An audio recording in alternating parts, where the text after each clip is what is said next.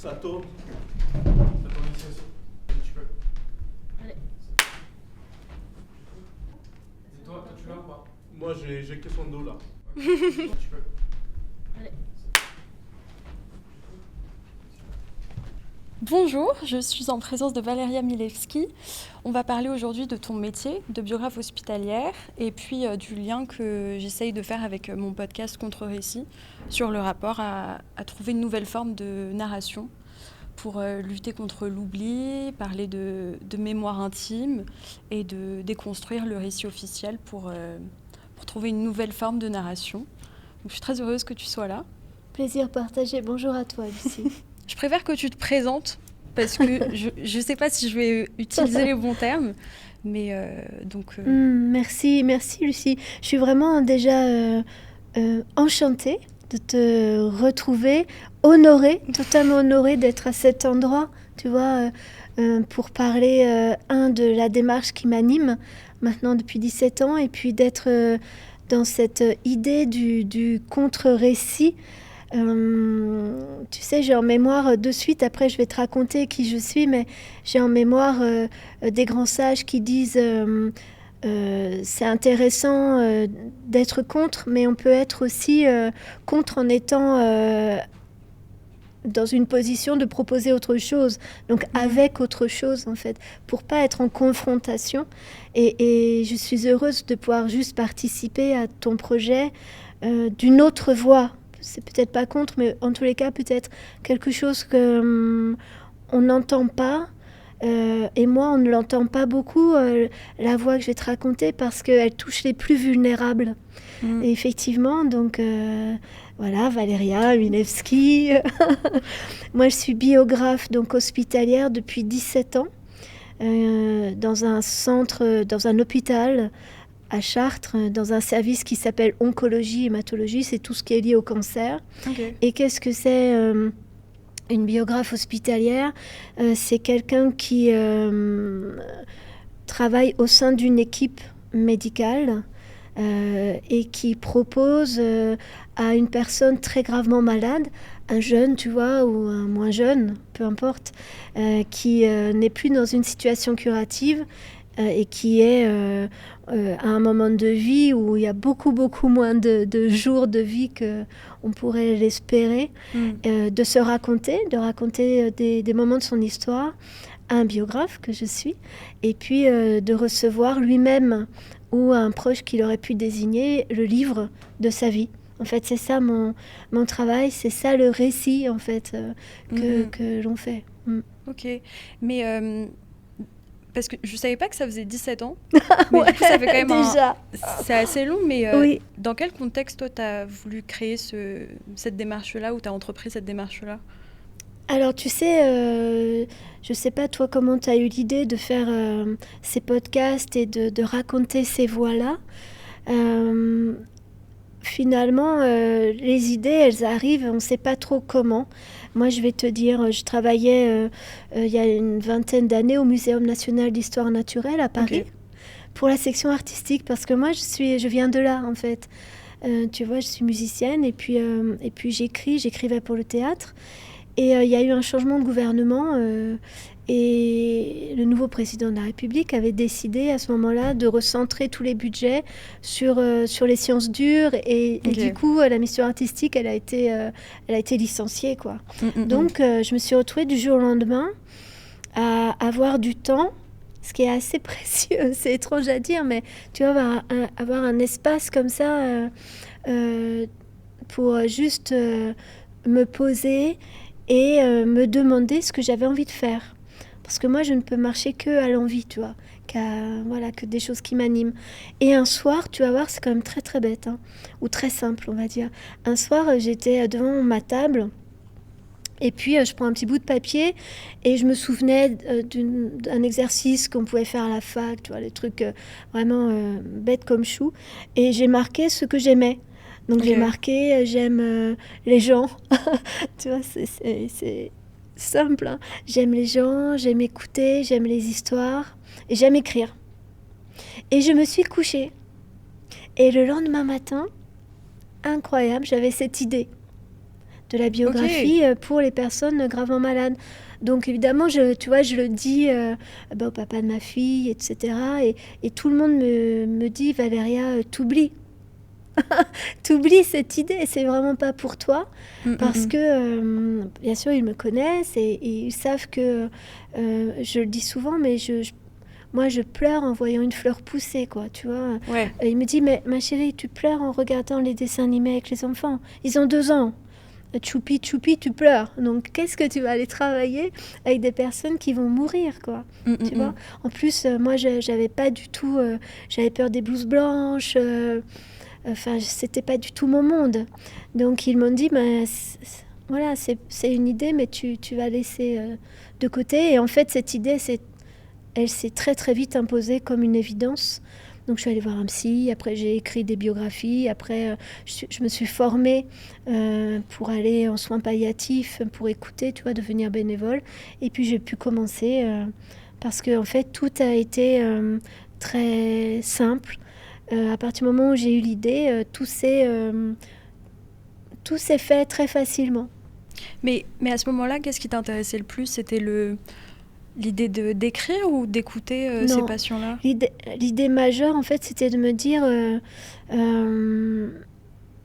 j'avais pu remarquer, ou même, tu sais, assez intuitivement, que la mort dans notre société, elle était totalement devenue obscène, en dehors de la scène. Ouais.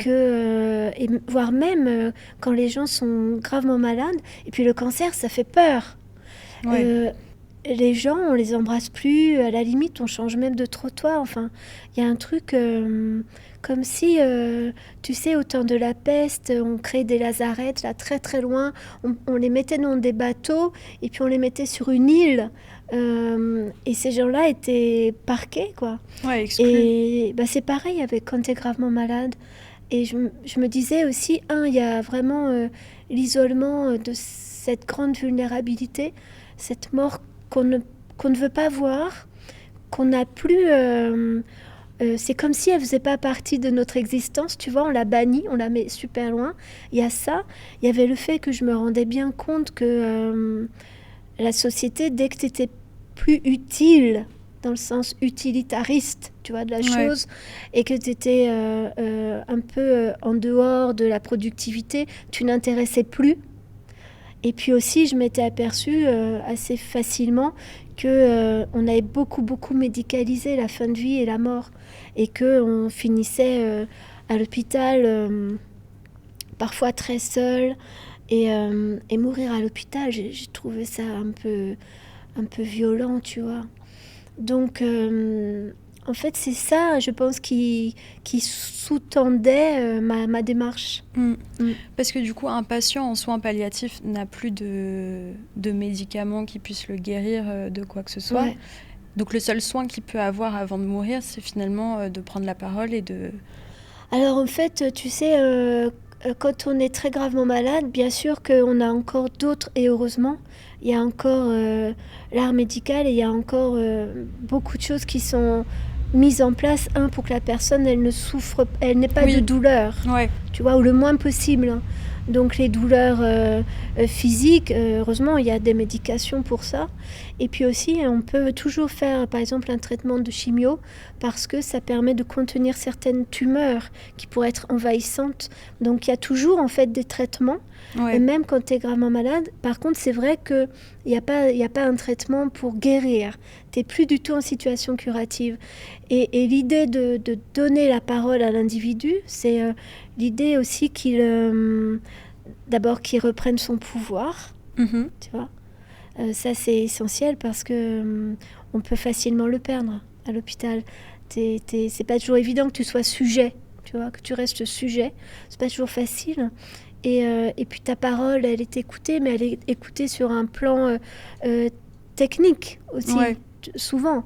Alors bien sûr, mes collègues infirmières, aides-soignantes ou médecins, on écoute. Elles écoutent beaucoup et il y a aussi de la tendresse, il y a le regard, mais il n'y a pas possibilité de prendre un vrai temps pour dire à l'autre tu es un peu comme moi, je suis un peu comme toi et je te propose de faire œuvre de ta vie et tu vas recevoir le livre de ta vie parce que ta vie, elle est unique, donc exceptionnelle.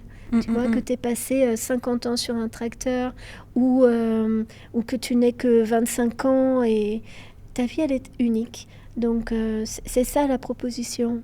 Ok.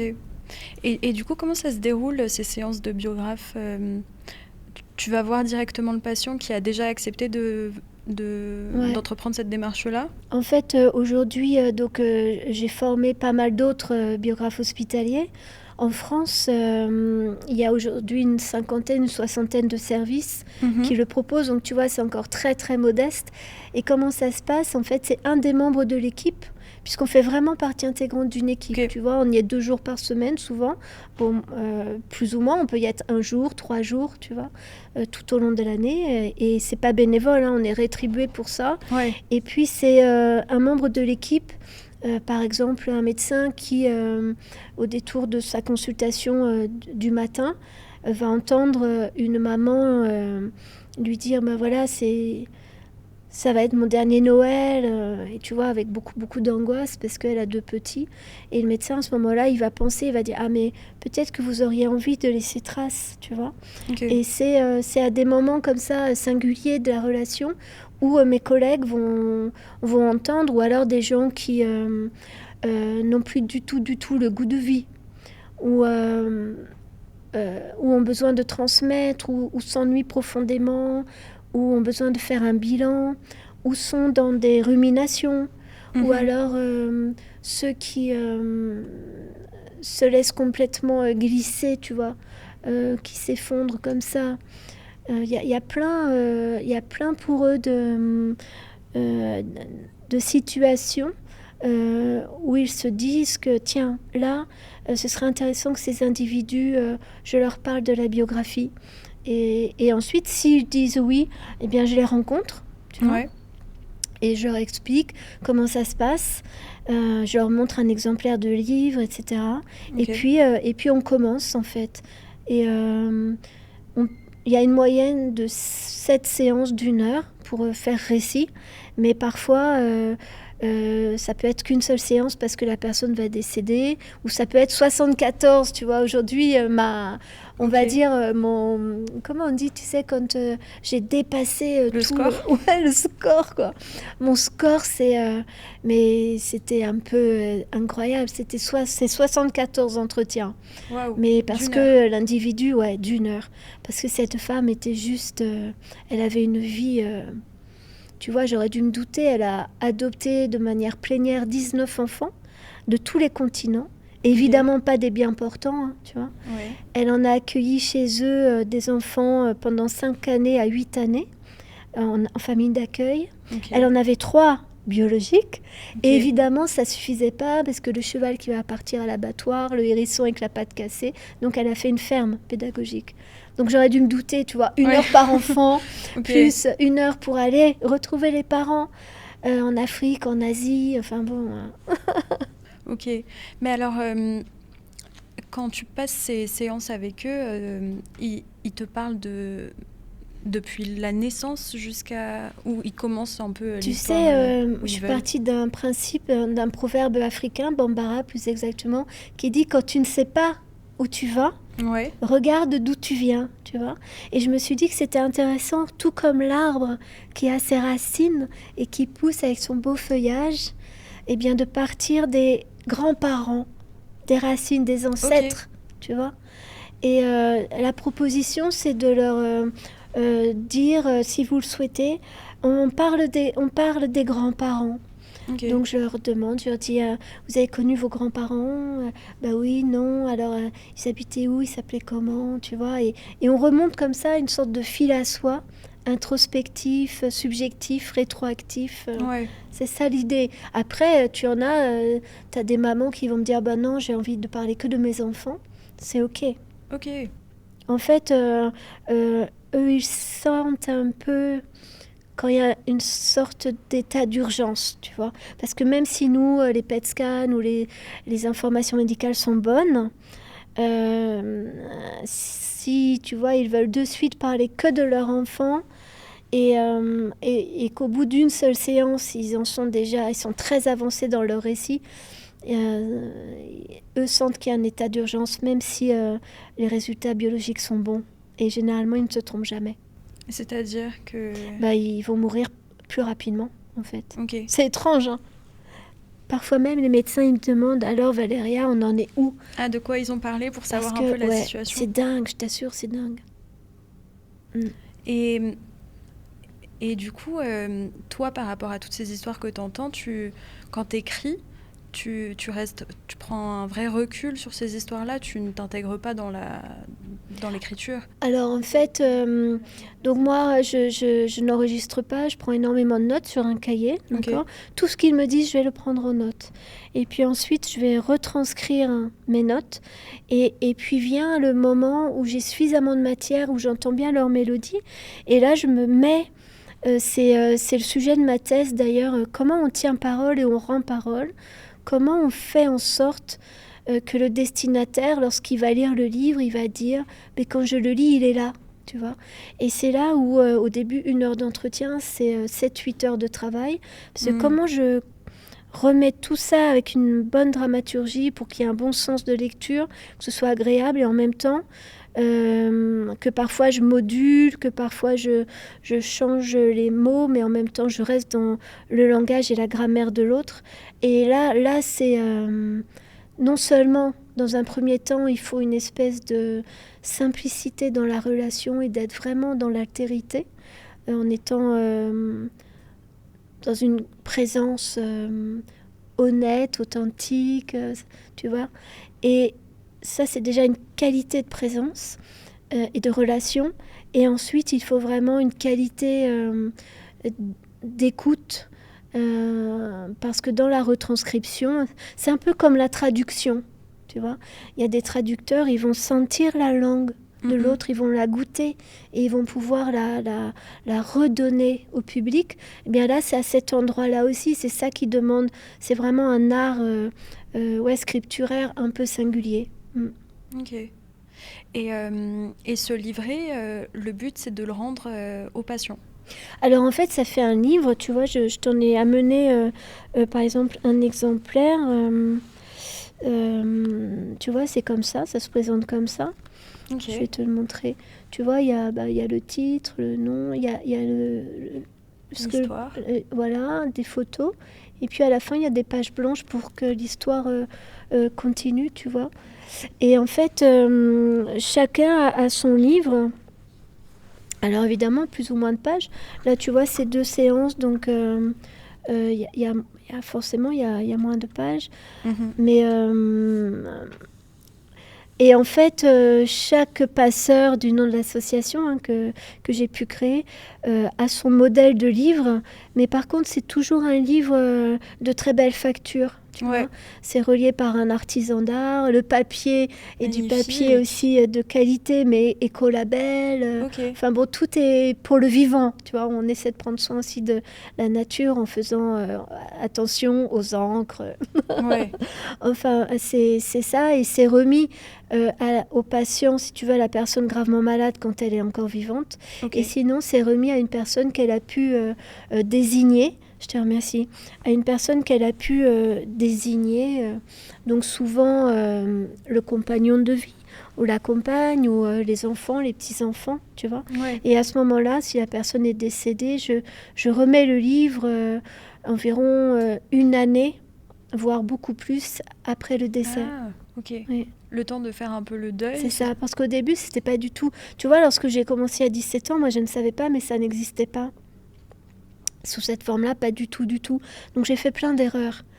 Plein. D'abord, au début, je mettais pas les pages blanches.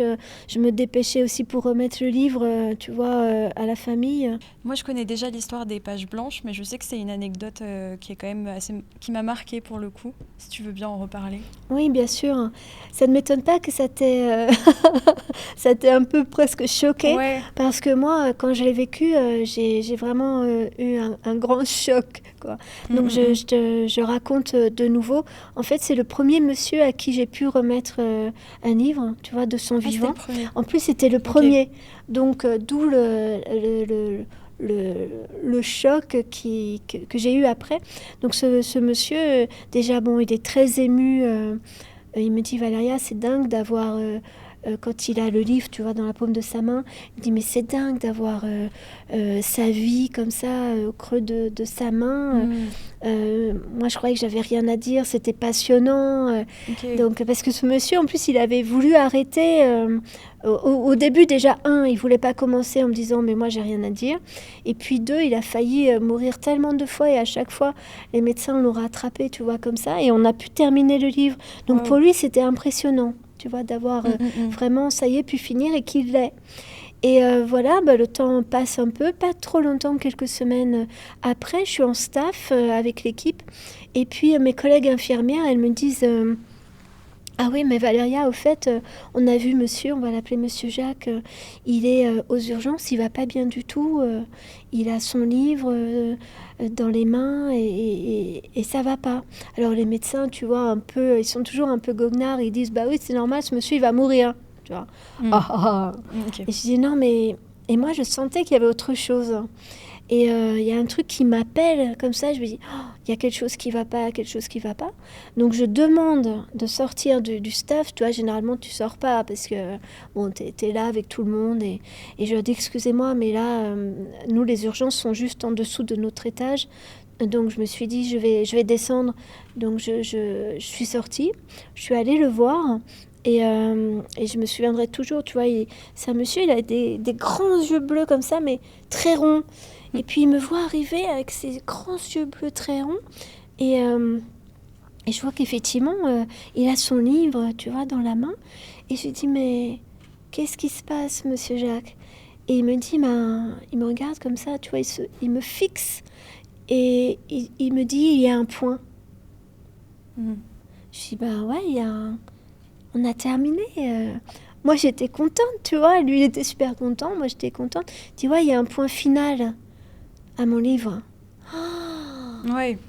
La cata, Lucie, la cata. Et en fait, je comprenais que ce monsieur, c'est-à-dire le premier à qui je remettais le livre, il ne s'autorisait plus à vivre parce qu'il y avait un point final à son livre. Donc là, je t'assure, tu me vois maintenant... Je suis toujours aussi exaltée, aussi passionnée de ce travail, mais là, le ciel m'est tombé sur la tête, quoi. Donc je suis remontée dans la salle de réunion, au staff, et je leur ai dit, je me suis assise, d'ailleurs ils ont vu à ma tête, et je leur ai dit, voilà... Merci beaucoup de votre confiance. Merci des tours de tracteur à 2 € qu'on a pu faire pour trouver de l'argent, tu vois. Des crêpes qu'on a pu vendre, des marathons qu'on a pu faire. Merci des boules de Noël. On a tout fait, tu vois, pour trouver des sous. Mais en fait, mon idée, elle n'était pas bonne. J'ai cru qu'elle était bonne, on a tous cru qu'elle était bonne, mais là, la première personne à qui je remets le livre, il me renvoie l'inverse de ce qui était espéré, tu vois. Moi, j'avais espéré de l'espérance, de quelque chose d'ouvert, quelque chose de... Ouais, c'est ça, d'ouvert, quoi. Une fenêtre qui s'ouvre. Et le premier monsieur, il me renvoie l'inverse. Et je leur dis, je vais partir.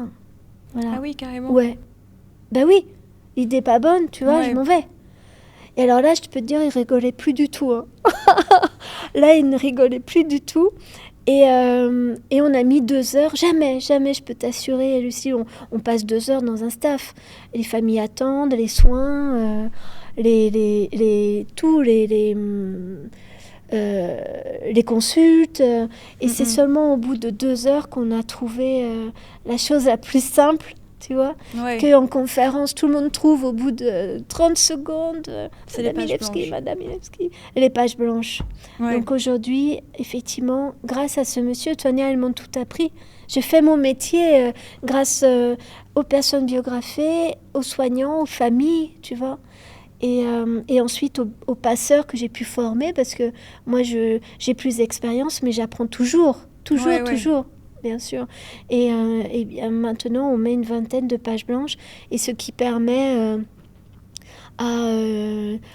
aux enfants, tu vois, aux jeunes enfants, quand ils reçoivent le livre de leur maman ou de leur papa, de se mettre à mon bureau, de prendre des crayons et de suite d'investir le livre. Et pour moi, ça, c'est merveilleux. Je me souviendrai toujours d'une petite, elle a 6 ans, elle a perdu son papa 1 an et demi avant. Donc clairement, à 4 ans et demi, elle a très peu de souvenirs de son papa, tu vois. Et elle prend le livre que sa maman lui donne, et elle l'ouvre, et puis à 6 ans, on commence à déchiffrer. Et puis elle fait à Annabelle. Et elle comprend que le livre est pour elle. Ah, Lucie, elle a eu un sourire. Mais moi, je suis maman, tu vois. Et j'adore les enfants, mais je crois vraiment que je n'ai jamais, encore maintenant, vu un sourire comme j'ai pu voir chez cet enfant. Et elle, qu'est-ce qu'elle a fait, Annabelle? Elle a de suite vu les pages blanches. Évidemment, elle ne sait pas lire, elle ne peut pas lire le livre de son papa. Mais elle a vu les pages blanches, hop, elle a dessiné papa, maman, sa petite sœur, elle, la maison, les soleils, enfin, tu vois. Et je me suis dit, c'est gagné. C'est gagné. Et en plus, quand elle sera plus grande et qu'elle aura lu le livre de son papa, eh ben, elle va lire toutes ces anecdotes. Et puis, il a pu dire des mots d'amour à cet enfant, à ses enfants, à sa femme. Et je me dis que forcément, Annabelle, elle va grandir avec un peu plus pleine, avec un cœur un peu moins amputé, tu vois, du manque d'amour de son papa, parce qu'il lui aura dit des mots d'amour. Donc, non seulement il y a comme bénéficiaire, mais bien sûr, il y a le patient en premier, parce que les médecins disent qu'il y a moins de douleurs physiques, psychiques, spirituelles, tu vois. Il s'est remis droit, il a donné sa vérité, il s'est reconfiguré. Mais tu as aussi les destinataires, comme pour Annabelle, ou tu as aussi une histoire familiale. Et puis tu as les soignants, c'est aussi d'autres bénéficiaires. Ouais. Mais parce que c'est vrai que moi, je pensais que cette démarche était vraiment était là aussi pour laisser une trace à l'entourage. Et les patients qui n'ont pas d'entourage à qui léguer ce livret, quel rapport ils ont du coup avec cette démarche-là? C'est une bonne question. En fait, ça m'est arrivé de faire la démarche pour des personnes qui sont extrêmement isolées. Notamment, j'ai en mémoire une jeune femme, tu vois, elle a 30 ans. Et elle est dans le service depuis un moment. Et elle est dite... c'est un terme assez violent, je trouve. Tu sais, elle est un peu catégorisée débile. Débile, pour les médecins, ça veut dire au niveau intellectuel d'un enfant de 8 ans. Ok. Tu vois, elle avait effectivement une... je ne sais pas si on peut parler de déficience mentale, mais elle était... eux, ils ont ce terme-là, qui pour nous veut dire d'autres choses, mais pour eux, ça veut dire déficience mentale. Et du coup, ils ne lui proposaient pas la biographie hospitalière, et qui plus est, elle était extrêmement seule. Elle avait toujours vécu dans des foyers, tu vois, c'était vraiment la solitude extrême. Okay. Et elle adorait son chien et les chevaux. Et les médecins ne souhaitaient pas lui proposer, en disant que ça allait la mettre en difficulté, parce qu'elle n'allait pas pouvoir intellectuellement, tu vois, avoir un fil. Et puis un jour, j'arrive un lundi, et je vois que les médecins, ils sont en colère, parce qu'un de leurs collègues, qui était là d'astreinte, mais qui ne faisait pas partie du service, pendant le week-end, lui a proposé. Okay. J'ai dit, mais qu'est-ce qu'elle a dit? Elle a dit oui. J'ai dit, alors si elle a dit oui, je vais... Enfin, la moindre des choses, c'est quand même que je vais aller me présenter et présenter la démarche, puisqu'elle a dit oui. Alors oui, mais non, tu te rends compte comment elle va réagir? J'ai dit, écoute, elle a dit oui, donc je vais y aller. Donc, tu vois, je rentre dans sa chambre et elle est toute contente. Et puis, elle choisit son cahier, la couleur de son cahier. Et on passe 1 heure ensemble. Et moi, je trouve ça très... Alors, c'est simple, mais c'est construit, tu vois. Et puis même, si c'est pas... Elle me parle beaucoup de son chien, d'elle. Et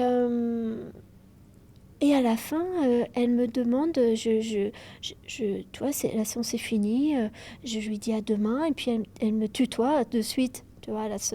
Donc elle me dit, est-ce que tu peux me laisser mon cahier?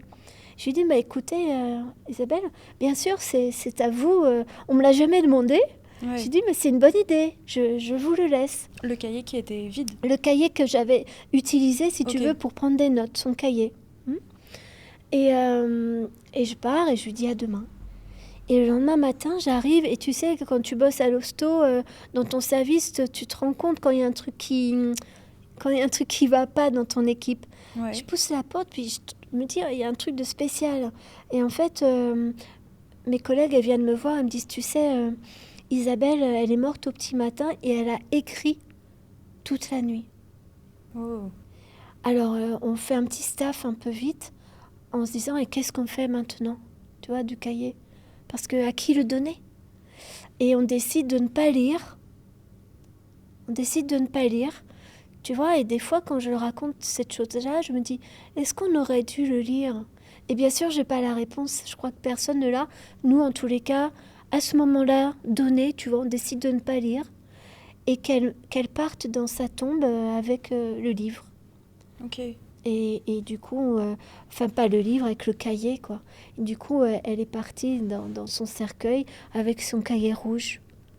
Ouais, c'est fou parce que c'est comme si le fait un peu de se raconter et ça lui permettait de partir Peut-être. apaisé. Après, tu sais, j'ai vu beaucoup d'individus qui, on ne sait pas comment c'est possible, mais ils ont tenu jusqu'à la fin. Ouais. Tu vois, et dès que l'histoire était terminée, pour eux, peut-être Ouais. pas pour moi, mais pour eux, et ils sont décédés. Ouais. Wow. Et est-ce que tu penses que ceux qui acceptent cette démarche-là, ils ont conscientisé un peu l'idée qu'ils allaient mourir? Ou ils en parlent ouvertement Alors de en la fait, mort? tu sais, j'ai eu cet honneur et cette joie d'accompagner des centaines d'individus, t'imagines bien, Ouais. depuis 17 ans. Et en fait, il y a toute possibilité. Tu as des gens qui sont tellement en colère, tu vois, que ils peuvent pas accepter. Alors, même s'ils acceptent la démarche, ils n'acceptent pas de mourir. Ouais. Enfin, c'est assez rare d'accepter de mourir, hein, que l'on est... Et ce n'est pas qu'une question d'âge, tu vois. Ouais, Si on ouais. pourrait se dire qu'un jeune de 25 ans ou une maman de 30 ans qui a ses deux petits de 18 mois et 3 ans... Mais en fait, c'est pas une question d'âge. À 85 ans, tu peux être très en colère de mourir. Et moi, à 25 ans, tu vois... Et t'as des gens, alors t'en as effectivement qui sont dans le déni, t'en as ils ont bien compris mais ils font semblant de ne pas avoir compris, aussi pour protéger, tu vois, leur famille. Et à la limite, moi c'est pas... ils en sont là où ils en sont. Et il faut savoir que dans le livre, il parle très très très peu de la maladie, très peu, parce que la vie c'est pas la maladie. Ouais. Tu vois, donc parfois t'as une page, parfois t'as 10 lignes, parfois... t'as presque rien. Ok. Non, mais c'est fou. Parce que je pensais que pour le coup, il y avait un truc où on en parlait frontalement de la mort. Et je me disais que ceux qui n'acceptent pas d'entreprendre cette démarche, c'est qu'il y a un truc de déni qui fait qu'ils n'oseraient pas parler de soi parce que ça voudrait dire forcément qu'il y aurait une fin. Mais... En fait, il y a des personnes qui en parlent très librement. Et même qui s'en amusent, tu vois, pour un peu pas s'affranchir, mais être un peu à distance, ou alors qui me disent bon ben voilà, le jour de mon enterrement, je veux qu'on boive du champagne sur ma tombe ou sur mon cercueil, ou tu vois, ou qu'on danse, qu'on chante, ou je veux telle musique. Qui imaginent un peu le jour de leur funérailles. Et puis, il y en a d'autres qui, en fait, qui sont, et c'est aussi, qui sont que dans le présent. Parce que demain, on ne sait pas. Ouais. Demain, on ne sait pas. On ne sait pas ce que c'est demain. Tu vois ? Du coup, c'est pas forcément parce que tu es à cet endroit-là de ton existence que tu vas parler très librement de la mort. Ouais. Non. Et toi, ton rapport à la mort, est-ce qu'il a changé depuis que tu fais ce métier? Alors j'avais déjà un peu, c'est un peu étrange à dire, mais déjà un peu une approche, Wow. tu vois? Parce que d'abord, moi j'ai perdu mon père quand j'avais 5 ans. Donc forcément, tu t'interroges, tu vois, quand t'es enfant. Et j'ai failli mourir aussi à 15 ans. Du coup, je l'ai vécu de l'extérieur par un de mes parents. Et deux, après, je l'ai vécu, moi, de l'intérieur, à titre personnel. Donc, ça te donne une espèce de lecture de ce moment-là, qui est probablement, disons que très vite j'y étais confrontée. Ouais. Donc je l'ai jamais mis, tu sais, il y a un auteur que j'aime bien qui s'appelle Rilke, et Rilke il dit on contient sa mort comme le fruit son noyau. Ok. Tu vois, on contient sa mort comme le fruit son noyau. C'est-à-dire qu'à partir du moment où tu nais, bah forcément tu vas mourir quoi, un jour. Et j'allais te dire, plus ça va, plus je suis en joie. Pas en joie de savoir que je vais mourir, mais en joie de savoir que je vis. Oui. Tu comprends? Et du coup, j'apprécie tout. Je peux te dire que maintenant, moi, les factures, je m'en fiche. Enfin, tu vois, je m'en fiche de tout ça. Je me fais flasher en venant, je m'en fiche. Quoi. Tu relativises tout. Tu lâches prise. Ouais, parce tu que vois, moi, je sur sais plein de que choses.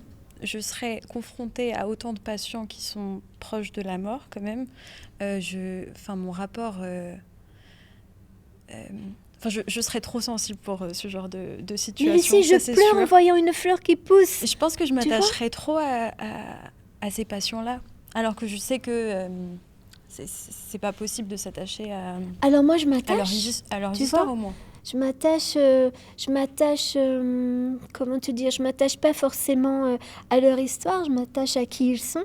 C'est comme dans la vie aussi, ou comme dans une classe, tu peux pas aimer de la même façon tous tes élèves, tu vois. Bon ben là, il y a des individus avec qui j'ai une vraie accointance, et puis d'autres moins. Mais ça, c'est dans l'ordre des choses.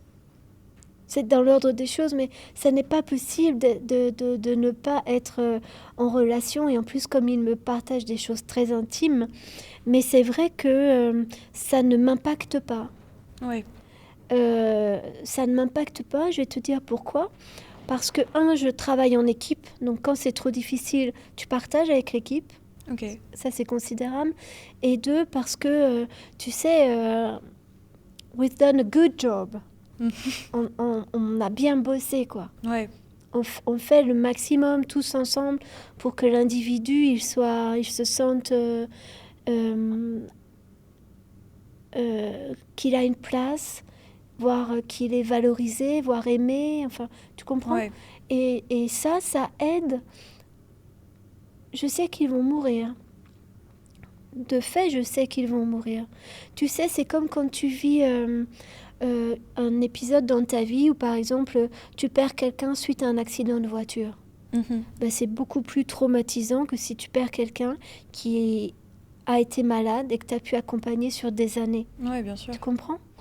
Et c'est pas au même endroit la perte.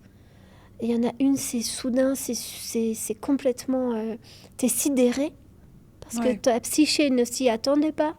Alors que quand tu as le temps d'accompagner un individu sur quelques semaines, sur quelques mois, enfin, et qui a la maladie, eh bien, c'est comme, tu sais, les paliers, quand tu fais de l'apnée ou même que tu es en avion, que ça va par palier, ben c'est ça. Et du coup, ta psyché a eu le temps eh bien là, c'est pareil pour moi comme pour tous les autres soignants. Sinon, on ne pourrait pas tenir. Ouais. Tu comprends? C'est par palier comme ça. Et dans les histoires qui te font part, est-ce que tu as l'impression aussi de dévoiler des secrets? Ça peut arriver. Ça peut arriver qu'il y ait des secrets. Alors moi, quand c'est comme ça, je les invite. J'invite vraiment les individus à en parler de leur vivant. Ok. Parce que et là, tu vois, je leur dis, c'est pas la biographe qui vous parle, c'est Valéria.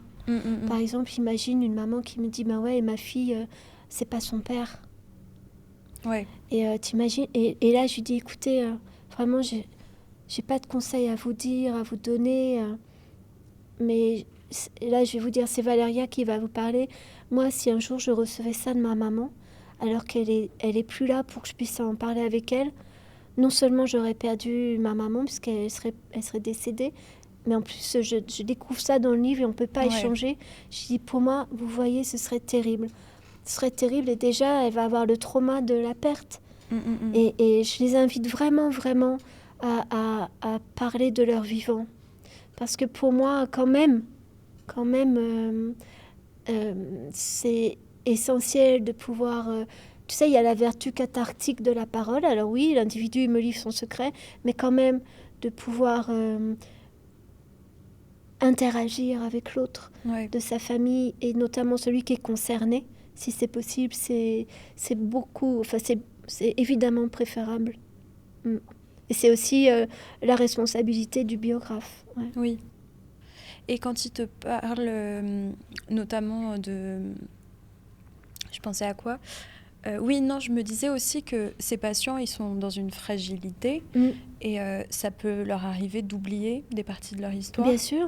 Comment toi, tu arrives à combler ces trous Tu sais, Lucie, déjà, on peut se dire que c'est pas en 7 heures. Oui, ça c'est sûr. C'est très pointilliste, en fait, parce qu'évidemment, tu peux pas réduire 60 ans de vie à 7 heures.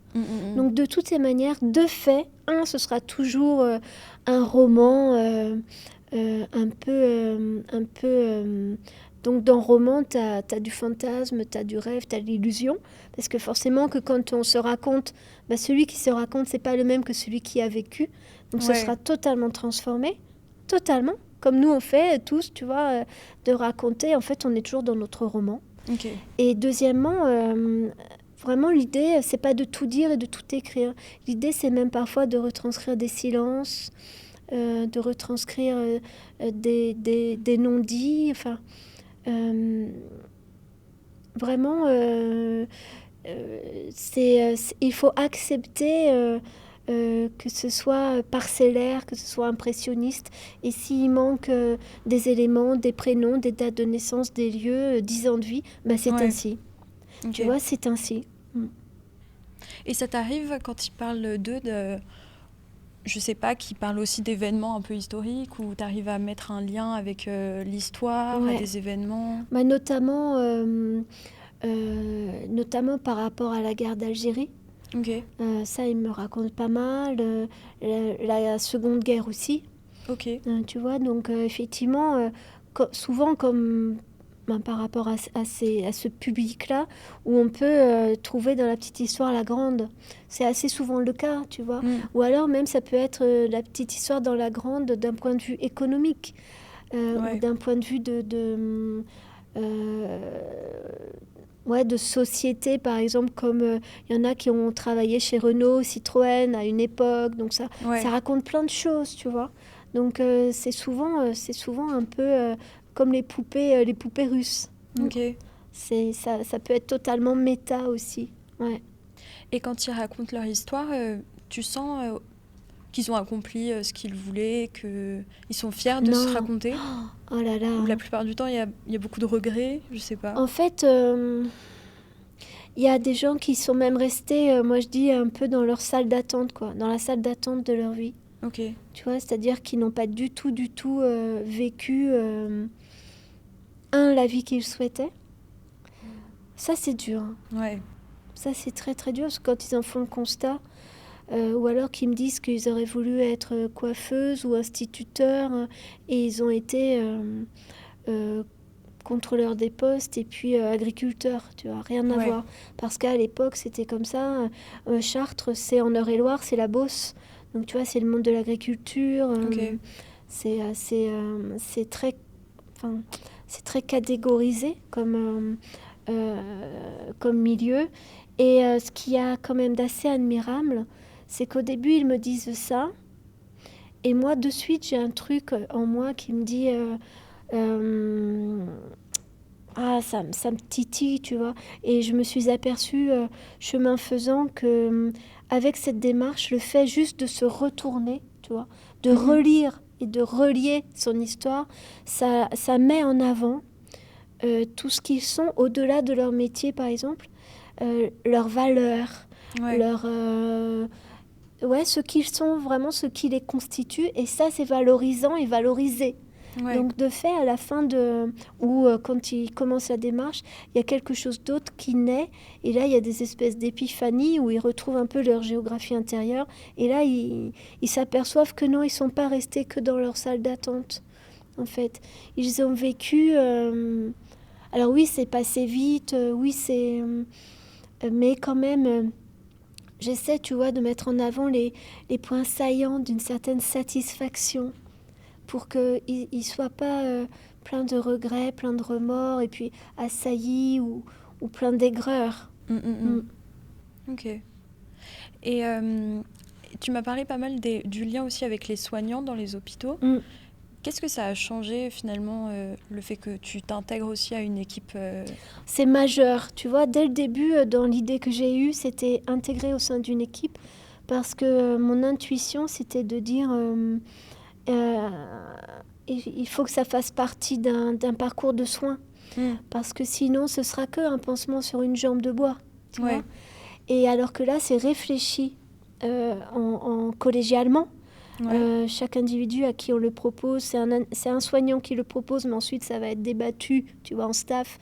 Ah oui, c'est bien pour un tel, pour une telle, etc. Et puis surtout, c'est que ça a permis, au tout début, lorsque je faisais des conférences, j'y allais systématiquement avec un soignant, un médecin. Et c'est le médecin qui disait que c'était un soin, tu vois, pour lui aussi, que c'était un soin pour son patient et un soin pour toute son équipe. Et ça, c'est énorme. Moi, jamais... Lucie, j'aurais pu dire c'est un soin. Jamais j'aurais pu dire ça. Et que c'est un soin pour les soignants, jamais je me serais permis, parce que moi je suis linguiste, tu vois, jamais je me serais permis d'aller à cet endroit-là. Et eux, ils le disent. Et le fait que ce soit inscrit au sein d'une équipe et que eux disent que c'est un soin, eh bien ça change complètement. C'est pas une presta comme ça où... voilà, on t'appelle, vous pourriez venir et tu t'en vas. Là, par exemple, les familles savent où est mon bureau, elles viennent. Là, j'ai en tête un petit garçon de 7 ans, tu vois. Il vient dans le service et son papa vient juste de décéder. Et je le revois encore, il court dans le couloir et j'entends. Et il vient dans mon bureau, il me donne... un dessin, tu vois, qu'il avait fait pour son papa. Et il me tombe dans les bras, il me dit, tu le mettras dans le livre, hein, tu vois. Si j'étais pas dans l'équipe, ou pour faire le petit bisou du soir, et pour partager tout avec l'équipe, manger aussi beaucoup de chocolat, tu vois, plus ça va, plus... Parce que tu manges plein de chocolat, du Nutella, pour récompenser, mais en même temps, tu partages avec ton équipe. Si j'étais pas à cet endroit-là avec l'équipe, ça n'aurait pas de sens en fait. Là, c'est de l'ordre de l'accompagnement et aussi pour l'équipe, tu comprends ? Et parce que ça leur donne un autre souffle, c'est très complémentaire de leurs soins, quoi.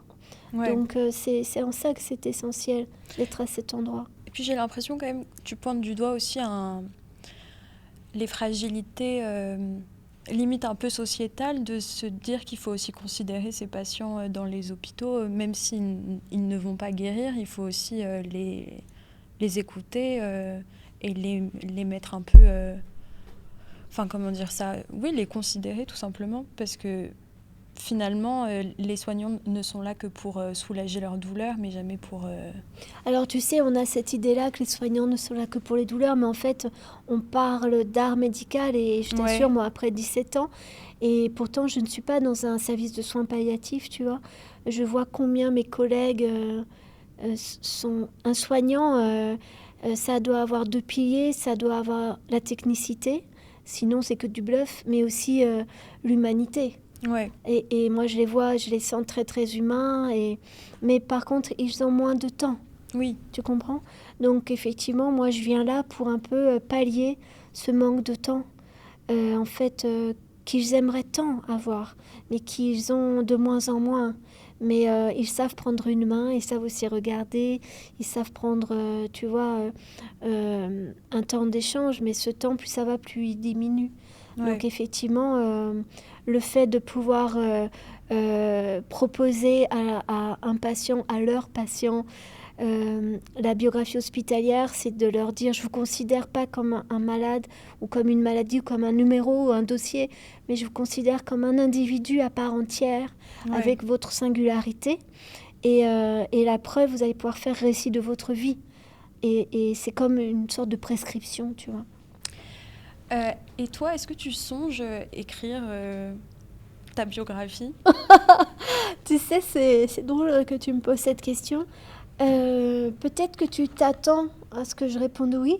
Non, pas forcément, c'est juste... Bon, bah, parce que je vais te répondre que Non. probablement pas. Ouais. Voire même aujourd'hui, c'est non, Ok. tu vois. Mais je sais bien que dans la vie, moi je suis le mouvement de vie, je sais bien qu'aujourd'hui, tu vois, je peux te dire ça, et puis parce que je ne suis pas vraiment confrontée à ma fin de vie. Mais il me semble que non. D'abord parce que j'espère que j'aurai beaucoup dit de choses à mes enfants, notamment de mon vivant. Et j'ai pas ce souhait de laisser cette trace-là.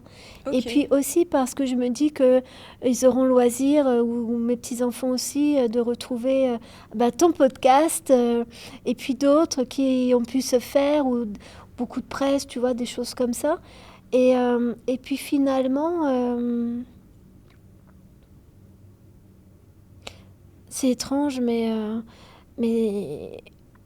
je n'attache pas beaucoup d'importance à... Ouais, Non, tu mais vois, en vas-y. te le disant, je me dis, mais j'attache pas tellement d'importance. Enfin, c'est... À ton histoire ou... Ouais, à mon histoire, ouais. Ouais. Ok. Voilà. Mais c'est vrai que c'est pas du tout la réponse auquel je m'attendais. Mais surtout parce que pour moi, la trace écrite, c'est un peu...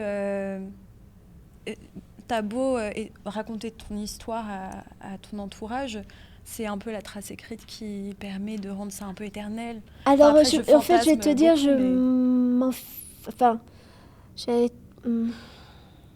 il peut y avoir un sentiment d'éternité sans forcément laisser une trace écrite. Ouais. Par contre, il y a un petit biais, c'est que j'ai déjà écrit un livre, si tu veux, pour raconter toute la démarche.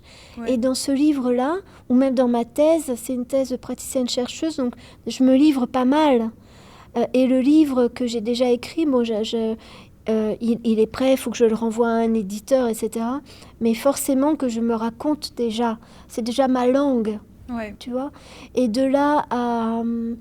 D'abord, j'ai une très très mauvaise mémoire, parce que le passé, je n'y prête pas grande attention. Je suis vraiment tout le temps, moi, dans le présent. Ok. Présent. Donc, je suis une oublieuse, en fait. Donc, j'aurais un peu de mal. Et puis oui, à ce jour, ça ne m'intéresse pas de laisser cette trace-là. Je vais te dire, je préfère laisser trace dans le cœur, tu vois, Joli. que dans les mots. Ok. Je vois.